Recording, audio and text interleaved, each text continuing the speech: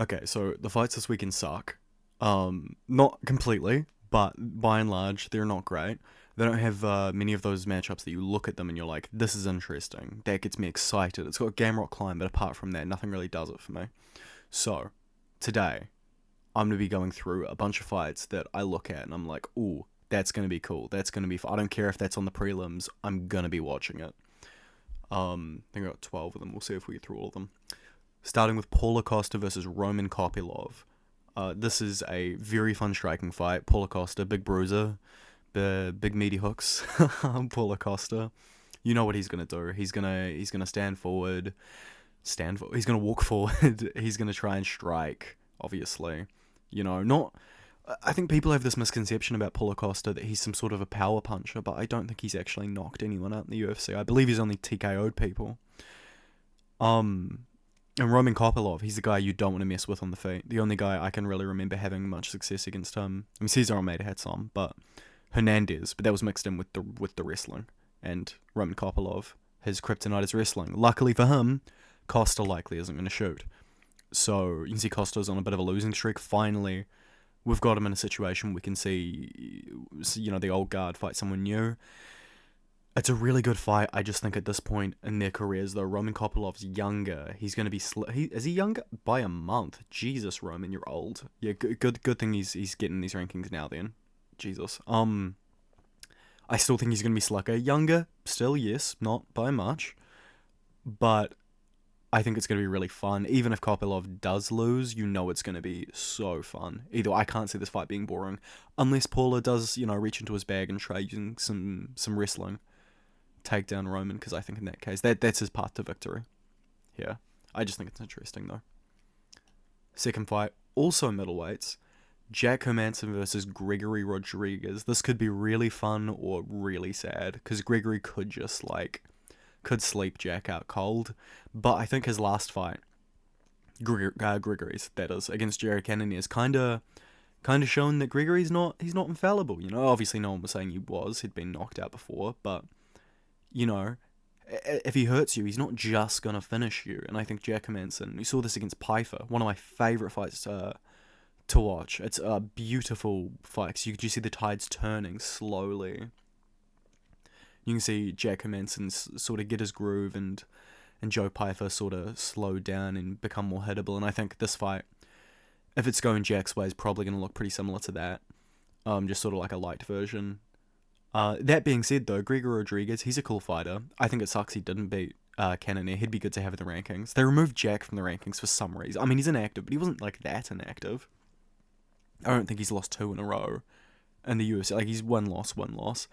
Hopefully this fight gets him ranked. See, I know Gregory isn't in the rankings, but pop Jack in at 15 if he wins. So honestly, if when either of these guys win, put him in at 15. Get him a fight up the rankings. Let's see it. So I think Gregory, he has a lot more to show than what he put forth in that Cannonier fight, even if it did make him look a tad one note. This is one where I don't know as much about the guys, because they're both prospects, but Yanal Ashmouz, he's a very good up-and-coming guy, just bet the GOAT, Trevor Peak, as you can see, and then before that lost to Chris Duncan, which I think Yanal broke his arm in that fight, if I remember correctly. But he's a very fun fighter. I think he fought Evan Elder as well, didn't he? Sam Patterson. No, okay. I was thinking of Nazim Sadikov. Sorry, I think.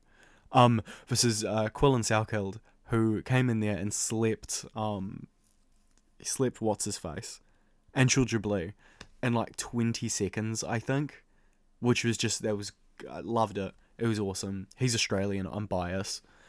I think this is going to be a fight where they both come together, have a fun striking match. I think it has a lot of implications for the future of the division. Not to say that the winner of this will become champ or anything, but I'd be surprised if the winner of this didn't at least fight within that top 15 area at some point. Both reasonably. Yanal's not the youngest, but, Quillan Salkeld, 25 years old. He's got a big career ahead of him, I think, personally. I think it's going to be really fun. Also, I forgot to mention, but no main events, because that's boring, and then I'd just be listening off main events. International Fight Week has Brandon Royval versus Manel Kape. This fight was supposed to happen a couple months ago, but then Royval got injured, and Asel Mabayev stepped in against Kape, and Cap, and Manel, did the eye poke groin shot special, hit him with about every foul I think you can. Fouled him in one, which I believe that's the second fight in a row he's done that. Because his other one was yeah, he did the same thing to Bruno Silva, which like kind of funny, but at the same time it's kind of like, come on, man. Because I do think he's good enough to beat these guys without fouling, but he just won't stop doing it. But I think Brandon's a guy who's good enough where he's going to have that composure. Even if he does get fouled, I don't think Manel's going to be able to fluke a BS stoppage. I think if he's going to beat Brandon Royval, who's really good, then he's going to have to really reach into his bag, be slick, go into that mode that we've seen him do many a times. It's beautiful to watch Manel Cap when he's in the zone. But Brandon Royval, long, he's got the jiu-jitsu as well. He's a very tricky guy to deal with. Very, very experienced at the top level now. He's fighting for that third fight with Pantoja. You're not getting it, little bro. Sit down. And this fight, I think, optimistically, I'm hoping Manel Cap wins, just so we can get that fresh blood. Top of it, even though Cap's already fought the champion Pantoja, but even then, I think a second fight for him with Pantoja is more interesting than a third for Pantoja and Royval. Yeah. Who knows, though? Cap could be unproven. He really hasn't been beating the best of guys, to be fair. You can make that out. David Dvorak, Felipe dos Santos, Bruno Silva, and Asso Mabayev. Really stacked resume right there. Whereas Brandon Royval has been beating National, it's not great. Nicolai out of the... Okay. Moreno, Tyra, both great wins, but then you look, he's also got the Kai win. Kai Kara France, not Asakura. And he had that win against Tim Elliott, which I know people laugh at, but Tim's a tough guy, and, you get past him, you prove you're good. So, thinking about probably Royval will win, but I'm rooting for Cap. Ikram Aliskerov versus Bruno Ferreira. Another good one. Bruno, he's lost twice in the UFC, but that's okay. People lose. He is really a Hulk, though. He's a smashing machine. I think it's a really interesting fight for Ikram Aliskerov. They could have easily given Ikram someone like GM3 or someone boring like that. So far he's fought Phil Hawes, Chinny, Wally Alves, welterweight. The Robert Whittaker fight, which, is what it is. He lost. That was short notice for him. And Andre Muniz, which that was a really good one. So sort of building on that, they're giving him another Muniz-ish guy, not in style necessarily or obviously, but with sort of that interesting, how does he deal with this? And for Muniz, he just punched him out. But with Bruno, it's going to be much harder to do that. Bruno also has grappling, maybe not as good as Muniz, so honestly, I probably just think Ikram's going to take him down and smash him there, because I don't know if Bruno has the defensive grappling necessarily to beat him. But I think he poses an interesting test for Aliskerov on the feet, which is what I'm really excited to see, especially because it's not like Ikram's chinny, but he's lost twice and they've both been by KO, TKO. And he's not young, neither of them are. So hopefully the winner of this can get a ranked opponent, get them up the rankings. Nikita Krylov versus Bogdan Guskov. I'm invested in Bogdan. I'm also invested in the chinny chin chin of Nikita Krylov, because he got knocked out. How long ago was that Reyes fight? That was a month and 2 weeks ago. And this fight is going to this in like a month, 2 months-ish, a little under 2 months. So 3 months after getting knocked out, he's going right in there against a big guy he's going in there to swing. Nikita Krylov, surprisingly young for how many fights he's had, 40 fights. Up until his Glover Teixeira fight, he'd never seen the scorecards, but he has a couple times now. Bogdan has only lost coming to Volkan Ozdemir. They really threw him in the deep end, but since then he's rattled off 3 wins against Zach Pualga. Not great, it was a good finish though. Ryan Spann, again, good finish. He had some adversity there, but he came back from it. And then Bally Ilakina, who, if I remember correctly, also actually gave Guskov some problems in the grappling. And Nikita has good grappling. Interesting. I was just going to say it's going to be a wash for Bogdan, but now that I think about it, Nikita does have that grappling game. He's very, very good on the ground for a bigger guy. I think I'd still pick Bogdan here, but it's very interesting seeing that Nikita would take this fight so soon, and the problems he can potentially pose to Guskov. Rafael Fiziev versus Ignacio Bahamondes. Another one we're sort of seeing someone a little higher. He's not as high in the rankings anymore, but someone who's got sort of a higher ranking placement fight one of the younger guys. And I think this is terrible for Rafael Fiziev. That's hyperbole, but I don't think he's going to be able to get in the inside. I think it's Ignacio's time. Confidence for Fiziev is going to be at an all-time low. You know, just getting dropped in that Gaethje fight. He looked good in the first round, but then it just kind of looked like their original fight as it went on.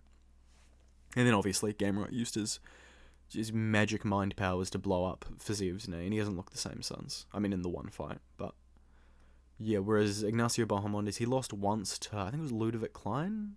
Yeah, which not a bad loss to have. And since then, he's won 3 straight against Christos Giagos. You KO Christos, that's good. The Manel Torres one at the Sphere, that was a great fight. And then the Jalen Turner one, which was sad seeing Jalen Turner retire. Did he need to? Probably not. Is it good for his brain? Probably. I'm going to pick Ignacio Bahamondes here. I could even see a late round sort of TKO, wear down Fiziev with kicks, and then eventually just crack him with a shot. And I don't know if he'd go night-night, but he's certainly not going to be all there with it afterwards. This might be the most high-profile fight, I think, that I have on the list. I might be forgetting one, but Bautista versus Patchy Mix has been talked about a lot. A lot of people don't like Bautista, and I was a real big fan of his before the Aldo fight, and then everything that happened with that. But since then, you kind of think, okay, well, Jose probably should have won that fight off effective damage, but, you know, he couldn't get off the cage, and the judges rewarded that. It's not fair, but Aldo should have gotten off the cage. Fighting Patchy Mix, who just... It's so exciting to see him in the UFC finally. And luckily, how old is that? 30, 31. Okay, good. So he's still young enough. Same with Bautista. So yeah, hopefully get the winner of this a top 5 opponent, man. I think. Anyway, Patchy Mix though. He's got decent striking on the feet. I think he knocked out Juan Archuleta to win the interim Bellator bantamweight title. So, you know, striking's good. He can knock people out. He's primarily a grappler, though, and I think Mario Batista's game plays pretty well into Patchy's. I think the striking on the feet's probably going to be pretty even. When they go to the ground, though, I think Mix has good offensive and defensive grappling, whereas with Bautista's, I don't know, we're going to have to see. He could be great, he could be top 5 material, but I think Patchy Mix... I know he hasn't fought UFC... he has fought UFC quality guys, but like not current quality guys. I think he's top 5. I don't think he'll be champion unless he can get himself some good matchmaking. But I'm going to go Patchy. I think he maybe even subs Bautista, and that would be a very impressive UFC debut. Big Joe Pyfer body bags versus Calvin Gastelum. This fight's interesting to me because it could either look like the aforementioned Hermansson-Pyfer fight, you know, where Pyfer sort of punches himself out a little bit, gasses, and then, you know, Calvin can do his thing. He's a veteran, he's tough. I don't think that's what's going to happen, though. I think if you're Calvin, toughness is only going to take you so far, and against someone like Joe Pyfer, who hits so hard, you know, Calvin's only 33, but he's 43 in 5 years. He's taken some damage. That 5th round in the Izzy fight, he hasn't been the same since. He's only won against, was it Ian Heinisch, then Chris Curtis, both, you know, all right wins, but both guys who aren't ranked material, especially Heinisch, now obviously, and Daniel Rodriguez, that was supposed to be at welterweight. D-Rod, you know, was doing his thing. Calvin ate one too many bars of chocolate, apparently, missed weight by like 10 pounds or something, so they had to move it up a weight class. It's just embarrassing conduct. I don't expect him to turn up necessarily in shape, especially this is at welterweight. He's not going to be watching, that it's at middleweight. He's not going to be watching his diet. I don't think the discipline's there for him anymore, and I think he knows he can't become champion. I think that's kind of limiting his mindset quite a lot. But what do I know? I'm going to go with Joe Pyfer by disgusting, just stomach-clenching 3rd round out cold knockout. I think it's going to be pretty sad for people who were there to see the Izzy fight with Calvin. Slick fight here between Kyler Phillips and Vinicius Oliveira. Kyler Phillips he didn't get fraud checked, but like, come on, man. Come on, beat Rob Font. You know, Font's obviously he just came back and beat Matsumoto, so close fight, but he did. So it's not like Font's washed and he couldn't get past a washed guy. But if you're going to beat anything, like I think Vinicius Oliveira is going to be. You should be betting Font. Vinicius Oliveira coming off that win against, that was Said Nurmagomedov. There it is. And then the Ricky Simone win, which, beautiful. And then the flying knee against Bernardo Sopaj, which he was kind of losing a little bit. I think it's just going to be whoever lets their striking, whoever imposes their striking a little more. I think that's going to be Vinicius Oliveira. He's not that much bigger, only 1 inch, has a reach disadvantage, but I think they both do flashy things, but I think Vinicius's flashy attacks are more practical. And I think Kyler Phillips, he's not going to be feeling great right now, just coming off that loss. Maybe he'll come back here and want to get it back, but I don't think Vinicius is the right guy. And I think probably a decision. I don't see Vinicius knocking him out. He could, but, we'll see. I think it's going to be a very fun fight, though. No matter who wins, I don't really see either of them going for takedowns. But, yeah. Both young guys-ish. Kyler, 30. It'll be good. Fun striking affair. Calvin Kattar versus Steve Garcia. Some people might not have put this on because Kattar's coming off 4 losses, but I think this is a good opportunity for people to be reminded about Kattar. I don't think he'll win, but, Steve Garcia is a guy who's not going to try and take him down. Hopefully. And I think he's going to stay on the feet and try and knock out Calvin Kattar, which, trying to knock out Calvin Kattar is not a great idea. A lot of people have failed. But you look at this run here, Josh Emmett, he should have won that fight. Arnold Allen, injury. Sterling just took him down and did his thing. And then Yusuf Zalal played that pitter-patter game, and people say running away, but it was only really running in the third. Like, the first and second, he just outstruck him on the back foot. If you want to call that running, then, I'm not sure. The third round, though, definitely. So it's going to be the first time in a while we've seen him fight someone who has just that push forward, trying to knock you out style, like a Josh Emmett. Not the same exactly, but it's that same sort of mentality. I think Steve Garcia is on a 5-fight finish streak as well. You look at the guys he's beaten. Chase Hooper, aging really well. Shalian Nerdembeke, it's okay. Melquiz Alcosta, another one that's aging great. Sung Woo Choi, yep, it's alright. Join the list of people who have knocked him out and beaten him. And Carl Nelson, who was also on his own little run there. I think it's Steve Garcia's time. I think he's going to go in there. I still think Kattar, his chin and stuff's durable, so I don't think he'll knock out Kattar, but it'll be a fun scrap for 3 rounds as long as it lasts on a card with a bad main event. Lewis versus Teixeira. The only thing interesting about that fight is the implications, the rankings. We'll give him the update afterwards. Last fight I've got here, Jake Matthews versus Chidi Njokuani. 2 guys with really fun striking games. Or maybe fun more describes Chidi. Jake's is more just fundamental, but that's interesting, Jake also does have the wrestling. He could try and take down Chidi. But this is my hope, at least, as it stays standing. Chidi's got these just amazing elbows off the clinch. That's beautiful. You don't see people doing that enough, and whenever someone does, it's like, oh, sick, awesome. Yeah. Like, I forget I think it was against Dusko Todorovic, where he just got him with an elbow, and it was just, like, beauty. He had that war with Robocop as well. He almost got cut from the UFC, but he's got 3 in a row now. Reese McKee, okay. Jared Gooden, okay. Elizu Zaleski, there we go.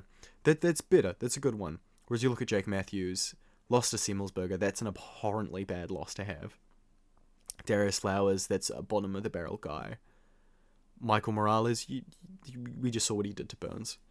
Philip Rowe is whatever, and then Francisco Prado, that's a good one.